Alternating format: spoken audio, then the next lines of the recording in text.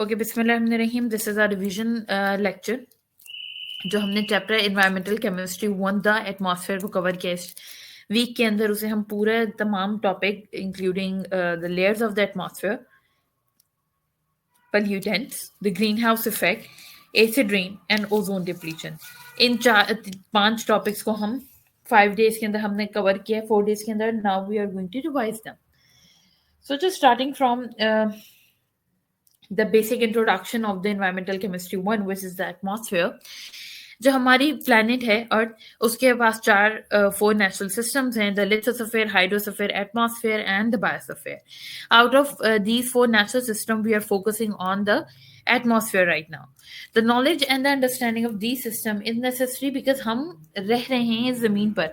So this is very important कि हम किस एटमॉस्फेयर में रह रहे हैं, हमारा बायोस्फीयर क्या है, हमारा हाइड्रोस्फीयर क्या है और हमारे लिथोस्फीयर क्या है। इन चारों सिस्टम्स को स्टडी करना is our basic need.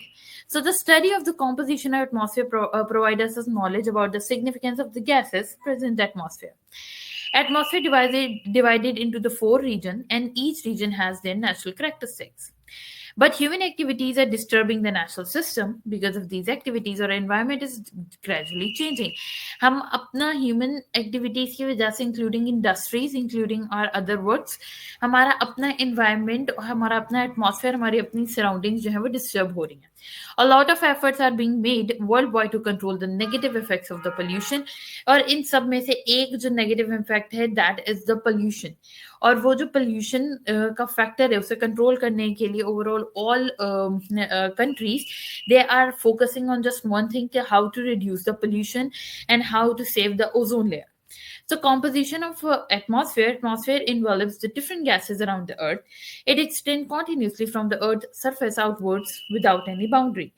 About 99% of atmospheric mass lie within the 30th kilometer of the surface and 75 lie within the lowest 11 kilometers.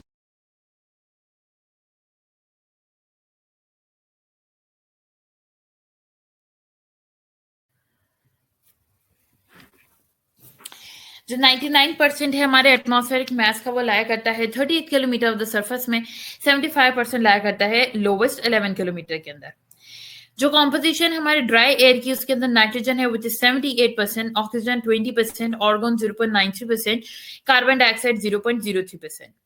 Sunlight की बहुत कम शॉर्ट वेवलेंथ रेडिएशन होती है, तो सोलर एनर्जी जो एब्जॉर्ब होती है हमारे अर्थ के सरफेस से, वो अर्थ के सरफेस पे कन्वर्ट हो जाती है in the form of the heat radiation. ठीक है, अब ये जितनी भी हमारे पास गैसेस हैं दैट इन कवर किया हुआ है अर्थ को, ये ट्रैप कर लेती हैं तमाम हीट रेडिएशन और उनको वापस मूव बैक नहीं होने देती।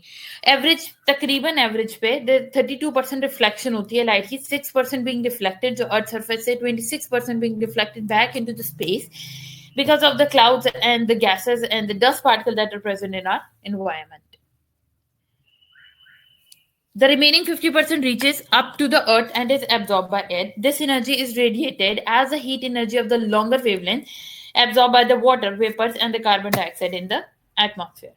So what are the layers of the atmosphere? We have 4 layers of the atmosphere: the troposphere, stratosphere, meso and thermosphere. The troposphere is 0.0 to 12 kilometer range.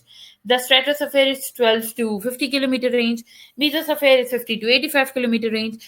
Thermosphere is 85 to 120 kilometer range. The temperature range in the troposphere is 17 degrees C to minus 58 degrees C. Stratosphere is minus 58 degrees C to 2 degrees C. Mesosphere is from 2 degrees C to minus 93 degrees C. And the thermosphere is greater than minus 93 degrees C. Temperature that decrease from 17 degrees C to minus 58 degrees C regularly in the lowest layer extending up to the 12 kilometer. This layer of the atmosphere is called the troposphere.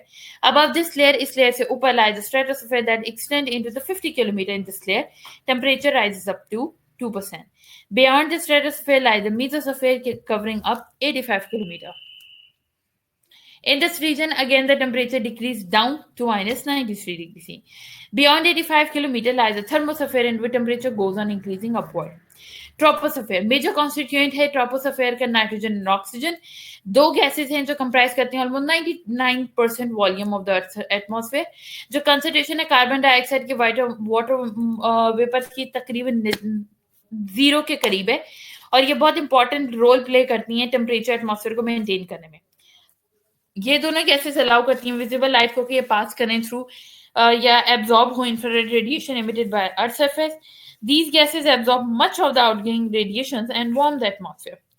As the concentration of gases decrease gradually with the increase of altitude, corresponding temperature also decrease. This region where all the weathers occur, almost all aircraft fly in this region. Next we have stratosphere region, जो हमने कहा troposphere से ऊपर है, 50 kilometre तक जाना है. इस रीजन के अंदर टेम्परेचर राइज करता है 2 डिग्री सी तक. इस रीजन के अंदर टेम्परेचर इंक्रीज करता है क्योंकि एल्टीट्यूड इंक्रीज हो रहा होता है. Such as lower layer temperature is about -58 degree C, upper layer is about 2 degree C. जो ओजोन है इस अपर लेयर में ये एब्जॉर्ब करती है हाई एनर्जी अल्ट्रावायलेट रेडिएशन सूरज से, and it breaks down into the monoatomic diatomic oxygen. So here's a reaction of the monoatomic और diatomic ozone formation. जो mid stratosphere है उसमें सबसे कम UV लाइट होती है जो पास करती है. इधर ना ऑक्सीजन ना ही ऑक्सीजन एटम ना ऑक्सीजन का मॉलिक्यूल रिकम्बाइन करते हैं और एक्सोथर्मिक रिएक्शन प्रोड्यूस हो जाता है. जो ओजोन फॉर्मेशन है इस रीजन के अंदर, इसमें ओजोन लेयर की फॉर्मेशन होती है और ओजोन लेयर सबसे ज्यादा जो एग्जिस्ट करता है वो मिड स्ट्रेटोस्फीयर के अंदर एग्जिस्ट करता है. This is the reaction for the O2 and the oxygen molecule, atomic oxygen combined together form the ozone layer.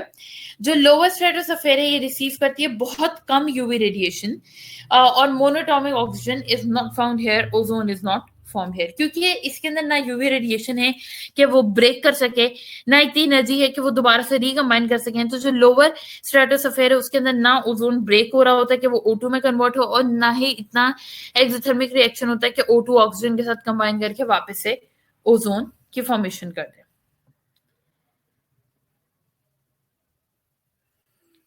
Next the important topic जो हमने आज रिवाइज करना है that is the green house effect और the global warming.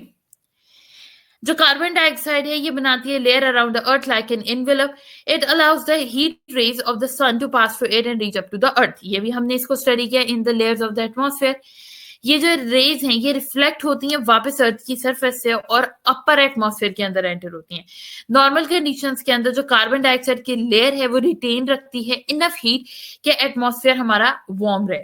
तो normal concentration जो carbon dioxide की वो हमारे लिए बहुत ज्यादा इंपॉर्टेंट है, नेसेसरी है, बेनिफिशियल है कि हमारे अर्थ का सरफेस मेंटेन रहे. अगर ऐसा ना हो, जितनी कंसंट्रेशन कार्बन डाइऑक्साइड की रिक्वायर है उतनी ना हो, तो जो हमारी अर्थ है वो रहने वाली जगह ना रहे. क्यों? क्योंकि जो अर्थ का एवरेज टेम्परेचर है, now this line is important for the MCQ, कि अर्थ का जो एवरेज टेम्परेचर है जो अभी इस टाइम पे है due to the presence of the carbon dioxide envelope is 15 degree C. और अगर ये कार्बन डाइऑक्साइड के अमाउंट, रिक्वायर्ड अमाउंट ना मौजूद हो तो temperature will be -20 degree C. Carbon dioxide is not an air pollutant. Carbon dioxide कोई air pollutant नहीं है, rather it is essential gas for the plant as O2 is essential for the animal. So plant consume करते हैं carbon dioxide photosynthesis के process में और अपना food produce करते हैं, साथ ऑक्सीजन प्रोड्यूस कर देते हैं. यही ऑक्सीजन एनिमल कंज्यूम करते हैं रिस्पायरेशन में और कार्बन डाइऑक्साइड प्रोड्यूस करते हैं. ये दो लाइंस में इस चीज को एक्सप्लेन किया गया है कि किस तरह से ये दो important gases the carbon dioxide and oxygen balance की गई आपस में. इन दिस वे ये नेचुरल बैलेंस नेचुरली एग्जिस्ट कर रहा है और कॉन्टिन्यूसली बैलेंस हो रहा है कि हम ऑक्सीजन कंज्यूम करके कार्बन डाइऑक्साइड प्रोड्यूस करें और प्लांट यही ग्लूकोज और ऑक्सीजन यूज करते हुए हमारे यही प्लांट जो है ये कार्बन डाइऑक्साइड और वाटर इस्तेमाल करते हुए हमारा फूड यानी C6H12O6 और साथ ऑक्सीजन प्रोड्यूस करें. तो इस तरह से दो गैसेस बैलेंस है आपस में. जो कार्बन डाइऑक्साइड है ये कोई पॉइजनस गैस नहीं है, ये increasing concentration due to the burning of the fossil fuel in the different human activities alarming. Carbon dioxide in atmosphere act like a glass wall of a green house. तो ये जो carbon dioxide है हमारे atmosphere के अंदर जो मौजूद है ये as a glass wall behave करता है. ये अलाउ करता है कुछ यूवी रेडिएशंस को कि ये आराम से पास कर जाएं, but does not allow the IR radiation कि वो उस IR रेडिएशन इसमें से पास कर सकें. ये ट्रैप कर लेता है वो तमाम IR यानी इंफ्रारेड रेडिएशन जो कि अर्थ इमिट करता है और इंक्रीज कर देता है concentration of carbon dioxide layer ताकि ये एब्जॉर्ब करे infrared radiation emitted by the earth surface that prevent the heat energy escaping from the atmosphere. It helps to stop the surface from the cooling down during the night. इस वजह से हमारी जो surface है वो ठंडी नहीं हो पाती है, क्योंकि कंसंट्रेशन कार्बन डाइऑक्साइड का एयर में एकदम से इंक्रीज कर जाता है, लेस हीट एनर्जी लॉस होती है सरफेस से, the average temperature of surface gradually increase. जो ग्लोबल वार्मिंग है, यही green house effect is actually the global warming. ये इफेक्ट प्रोपोर्शनल है अमाउंट ऑफ कार्बन डाइऑक्साइड का जो कि हमारी एयर में मौजूद है। ग्रेटर अगर कार्बन डाइऑक्साइड की अमाउंट है तो ज्यादा से ज्यादा हीट और वार्मिंग जो है वो ट्रैप होगी। Due to increase warming this phenomena is also called global warming. जो इफेक्ट है ग्लोबल वार्मिंग के, हमने उनको कवर किया था कि एक्यूमुलेशन कार्बन डाइऑक्साइड की ज्यादा होगी तो overall per year temperature increase होना शुरू हो जाएगा। इस वजह से मेजर चेंजेस हमारे वेदर के पैटर्न में आएंगे। एक्सट्रीम वेदर इवेंट्स जो हैं वो अकर होंगे और कॉमनली होंगे और इंटेंस होंगे देन द प्रीवियस वन। इसकी वजह से ग्लेशियर मेल्ट होंगे, स्नो कैप्स मेल्ट होंगे, जिसकी वजह से ज्यादा साइक्लोन फ्लड रिस्क आ सकता है। जब फ्लड ज्यादा होगा तो सी लेवल राइज करेगा, सी लेवल राइज करेगा तो इर्द गिर्द वाले जितने भी हैबिचुअल एरियाज हैं जहाँ पे पॉपुलेशन हमारी इस टाइम पे कायम है, वो जो है वो डिस्टर्ब होगी। ये ग्रीन हाउस इफेक्ट था जी। अब्दुल राफे, आपने कुछ सवाल मेरे से पूछने थे रिलेटेड टू एक्सरसाइज, तो आप शुरू करें पूछना।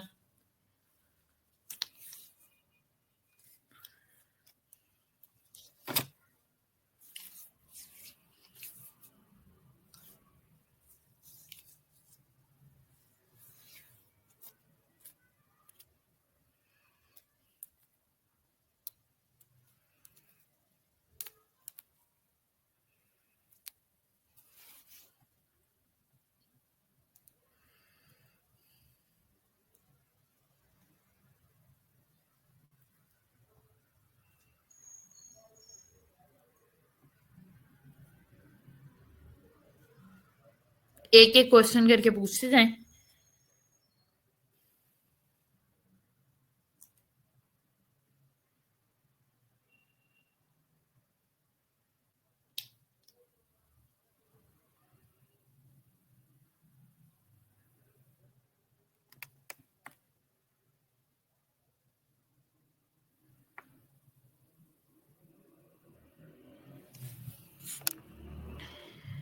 Three human activities that are responsible for the air pollution.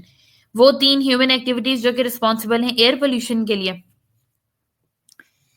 एक तो जो हमने अभी स्टडी की है, सबसे पहली हमारी अपनी केमिकल इंडस्ट्रीज जो कि हम लगा रहे हैं, जिसकी वजह से टॉक्सिक वेस्ट प्रोड्यूस हो रहा है। ठीक है, उन केमिकल्स की वजह से टॉक्सिक वेस्ट अगर तो हमारे वाटर के अंदर जाता है तो वो हमारा सी लेवल डिस्ट्रॉय, अगर वो जाता है हमारे एटमॉस्फेयर के अंदर तो हमारा एनवायरनमेंट में जाता है तो हमारा एनवायरनमेंट डिस्टर्ब है, हमारा एटमॉस्फेयर की जो कंसंट्रेशन है कार्बन डाइऑक्साइड वो इंक्रीज डिक्रीज है।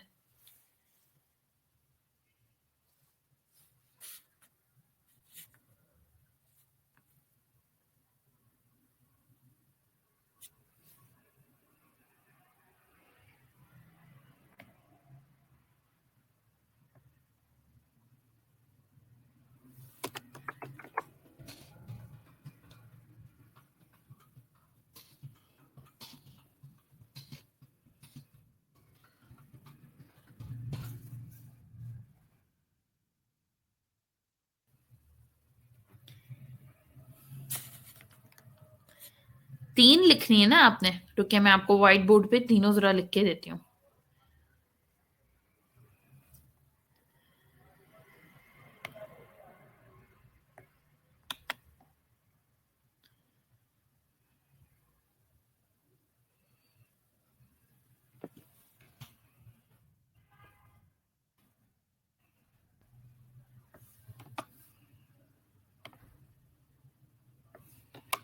ये ले, ये स्क्रीन शो हुई है। ये वो तीन एक्टिविटीज हैं जो आपने भी पहला सवाल पूछा ना मेरे से कि right the three human activities जो कि रिस्पॉन्सिबल है एयर पोल्यूशन के लिए। ये तीन एक्टिविटी, एक हमारे इंडस्ट्रियल प्रोसेस, एक हमारा फॉसल फ्यूल को बर्न करना और हमारे agriculture products. Why is global warming often referred to as a greenhouse effect?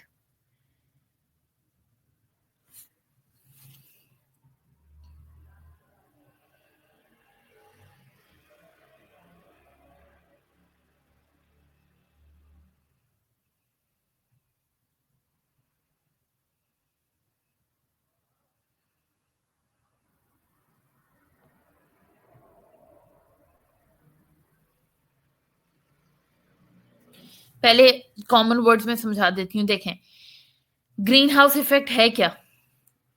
किसी भी इस तरह की चीज के अंदर सन रेज को ट्रैप कर लेना और फिर उन सन रेज से होने वाली हीट और उन सन रेज को वापस उस जगह से बाहर ना जाने देना हमारा ग्रीन हाउस इफेक्ट होता है। ठीक है, हम ये काम करते हैं शीशे से छोटे छोटे हट्स, अगर आपको पता हो, हम बना लेते हैं और फिर अंदर हम प्लांट्स कल्टीवेट करते हैं। ठीक है, जो भी हमारी रिस्पेक्टिव जो भी हमने फसल करनी होती है वो उसको छोटे लेवल पे लाके उगाया जाता है इस प्रोसेस के जरिए, ताकि सन से आने वाली हीट अंदर ही ट्रैप हो जाए और फिर क्योंकि शीशे की सारी कवरिंग है तो हीट और जो हीट है वो रेज बाहर ना जाए। ये हमारा ग्रीन हाउस इफेक्ट है। अब ग्रीन हाउस इफेक्ट ये अगर इस लेवल पे हो रहा है तो ये तो ऑब्वियसली हमें फायदा दे रहा है, लेकिन ग्लोबल वार्मिंग से उसको क्यों कंपेयर किया जाता है? उसका आंसर सिर्फ ये है कि जब कार्बन डाइऑक्साइड की अमाउंट इतनी ज्यादा इंक्रीज कर जाए कि वो अर्थ की पूरी सरफेस को डबल अमाउंट में कवर कर ले। अब जब सूरज से रेज आ रही हैं अर्थ के ऊपर, रिफ्लेक्ट बैक हुई हैं, असल में तो उन्होंने पास हो जाना चाहिए, पर क्योंकि कार्बन डाइऑक्साइड की लेयर इतनी ज्यादा है कि वो वापस पास बैक नहीं हो पा रही। ठीक है, वापस नहीं जा पा रही। तो जितनी भी हीट है जिस तरह से हमारे ग्रीन हाउस में ट्रैप हो गई थी, इस तरह से पूरी जमीन के ऊपर भी ट्रैप हो गई है हीट। अब जब हीट पूरी की पूरी ट्रैप हो गई है, क्या हो रहा है? पूरी दुनिया का क्लाइमेट चेंज आ रहा है, टेम्परेचर इंक्रीज हो रहा है। क्यों? क्योंकि जब हीट किसी भी चीज में ट्रैप होती है तो उसका टेम्परेचर इंक्रीज हो जाता है। तो इसलिए हम ग्रीन हाउस इफेक्ट को रेफर करते हैं कि ये ग्लोबल वार्मिंग के जैसी है। ठीक है, और ये जो स्लाइड्स हैं इनमें हमने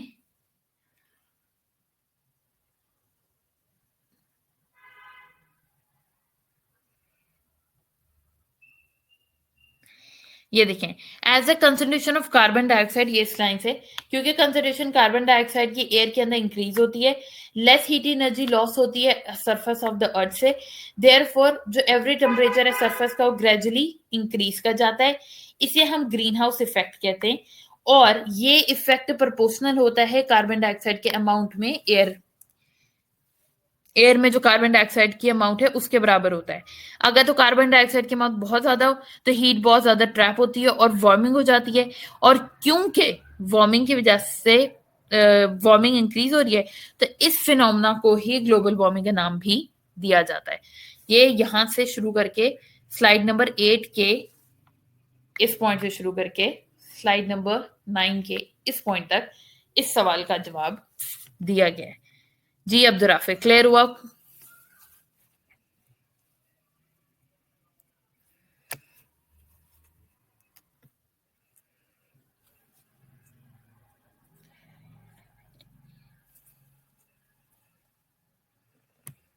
ठीक है, नेक्स्ट क्वेश्चन बताएं।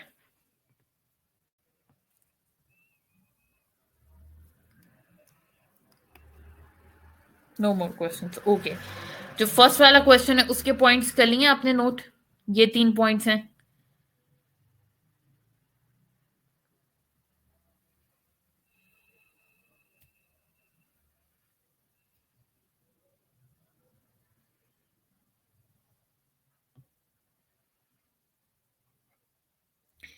ठीक है, सारे टॉपिक हमने रिवाइज कर लिए। एसिड रेन रह गया। हमने पढ़ा है कि जो बर्निंग है फॉसल फ्यूल की वो प्रोड्यूस करती है सल्फर के ऑक्साइड, नाइट्रोजन के ऑक्साइड हवा में।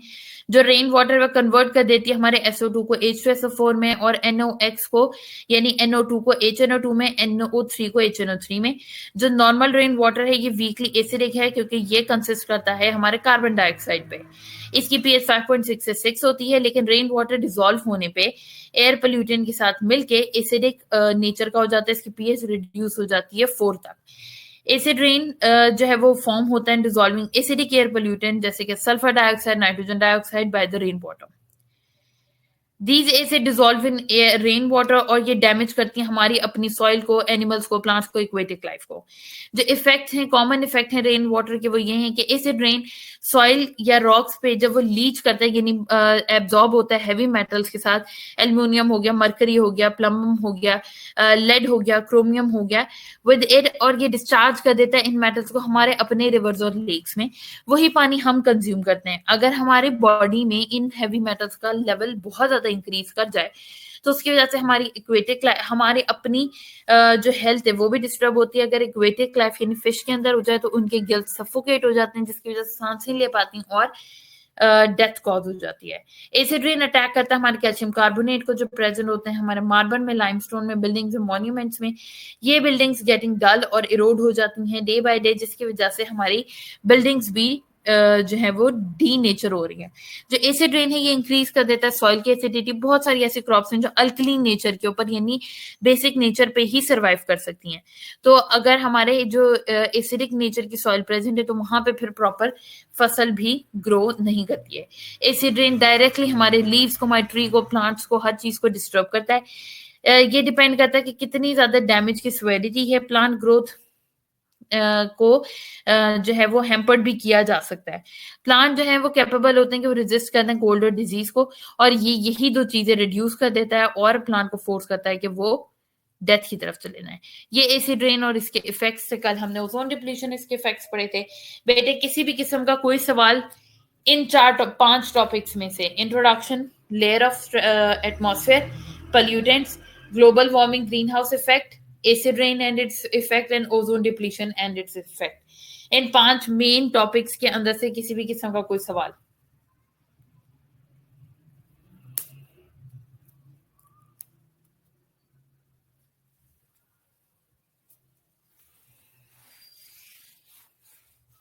ठीक है, हर चीज अब इस चैप्टर से क्लियर है, इस चैप्टर में कोई इशू नहीं रह गया अब।